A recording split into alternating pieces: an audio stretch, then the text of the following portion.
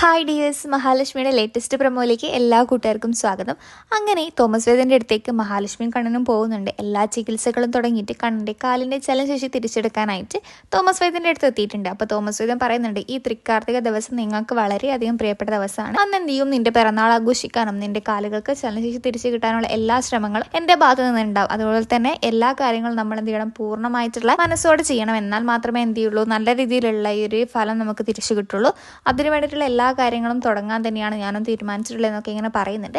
ഇതൊക്കെ കേട്ടാണ് കണ്ണനും മഹാലക്ഷ്മിക്കും നല്ല രീതിയിൽ സന്തോഷമാകുന്നുണ്ട്. അങ്ങനെ ഓരോരോ ഘട്ടങ്ങളായിട്ട് കണ്ണൻ്റെ ചികിത്സകൾ ഇങ്ങനെ തുടങ്ങുകയാണ്. മഹാലക്ഷ്മിയോട് തോമസ് വേദ്യം പറയുന്നുണ്ട്, നീ എന്ത് ചെയ്യണം, നിന്റെ സർവ്വശക്തിയും ഉപയോഗിച്ച് നല്ല രീതിയിൽ പ്രാർത്ഥിച്ച് എല്ലാ കാര്യങ്ങളും ഭക്തിയോടെ തന്നെ ചെയ്ത് കഴിഞ്ഞാൽ എന്തായാലും കണ്ണൻ്റെ എല്ലാവിധ പ്രശ്നങ്ങളും മാറിയിട്ട് അവൻ എന്ത് ചെയ്യും, പൂർണ്ണ ആരോഗ്യവാനായി കാലുകൾക്ക് ചലനശേഷിയൊക്കെ തിരിച്ചു കിട്ടിയിട്ട് നല്ല രീതിയിൽ വരും. കാരണം നിന്റെ പ്രാർത്ഥനകളൊന്നും തള്ളിക്കളയാൻ ഒരു ദൈവത്തിനും പറ്റില്ല.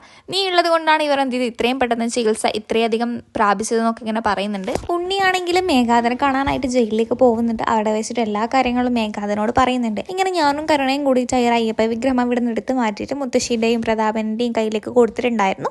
പക്ഷെ എന്താണെന്നറിയില്ല, തിരിച്ച് രാവിലെ കാലത്ത് ഞങ്ങൾ എണീച്ച് നോക്കുന്ന സമയത്ത് ആ അയ്യപ്പ വിഗ്രഹം എവിടെ നിന്നാണോ ഞങ്ങൾ എടുത്ത് അവിടെ തന്നെ ഉണ്ട്. അത് മാത്രമല്ല മുത്തശ്ശിക്കും പ്രതാപനും ആണെങ്കിൽ നല്ല രീതിയിലുള്ള പരിക്കുകളൊക്കെ പറ്റിയിട്ട് ഹോസ്പിറ്റൽ അഡ്മിറ്റ് ആയിട്ടുണ്ട്. ഇതൊക്കെയാണ് സംഭവിച്ചിട്ടുണ്ടെന്ന് പറയുമ്പോൾ മേഘാതൻ പറയുന്നുണ്ട്, ആ ഒരു അയ്യപ്പ വിഗ്രഹത്തിന് അവരുടെ അടുത്ത് എന്തോ ഒരു ശക്തിയുണ്ട്. അതൊരിക്കലും മഹാലക്ഷ്മിനെയും കണ്ണനെയും വിട്ടു പോകാനോ അവർക്ക് എന്തെങ്കിലും ഒരു ആപത്ത് വരുത്താൻ ഒരിക്കലും സഹായിക്കില്ല. അതുകൊണ്ട് നിങ്ങൾ എത്രയും പെട്ടെന്ന് അത് മാറ്റണം. അപ്പോൾ ഉണ്ണി പറയുന്നുണ്ട്, എല്ലാ ചികിത്സകൾക്കും വേണ്ടിയിട്ട് അവർ രണ്ടാളും ചെയ്തിട്ട് തോമസ് വേദൻ്റെ അടുത്തേക്ക് പോയിട്ടുണ്ട്. അവൻ്റെ കാലുകൾക്ക് ഇങ്ങനെ ചലനശേഷി തിരിച്ചു കിട്ടിക്കഴിഞ്ഞാൽ ഇപ്പോൾ ഉള്ളതിനേക്കാളും കൂടുതൽ നമ്മൾ എന്തിനാണ് അവനെയും ഭയക്കേണ്ടി വരും. പിന്നെ അവൻ്റെ കൂടെ ഈ മാർക്കോയും അനന്തവും ലോപ്പസും ഒക്കെ ഉള്ളതുകൊണ്ട് തന്നെ നമ്മളുടെ ഭയം ഇരട്ടിയാക്കാനായിട്ടുള്ള എല്ലാ കാരണങ്ങളും ഉണ്ടെന്നൊക്കെ പറയുമ്പോൾ അപ്പോൾ മേഘാന്തം പറയുന്നുണ്ട്, ഈ ഒരു തൃക്കാർത്തിക ദിവസത്തിൽ എന്തായാലും എന്ത് ചെയ്യണം, മഹാലക്ഷ്മി ഇല്ലാതാവണം. മഹാലക്ഷ്മി ഇല്ലാതായി കഴിഞ്ഞാൽ മാത്രമാണ് നമുക്ക് എന്തെങ്കിലുമൊക്കെ ചെയ്യാൻ പറ്റുള്ളൂ.